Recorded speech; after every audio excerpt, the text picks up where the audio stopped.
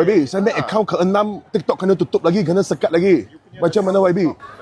Saya tak. Saya punya hak kebebasan bersuara disekat YB. Saya punya hak dieksploitasi YB. Saya tak ada terima apa-apa aduan. Saya tak tahu pun you ada akaun TikTok. Saya punya ini akaun ke-6 dah YB. Dan sebelum ni saya dah hantar surat daripada pihak peguam saya kepada YB. YB pun sudah balas surat.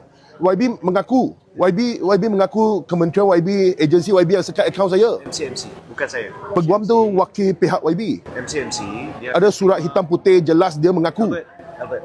Halo aunty.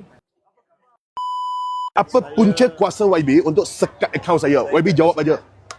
Apa punca kuasa YB?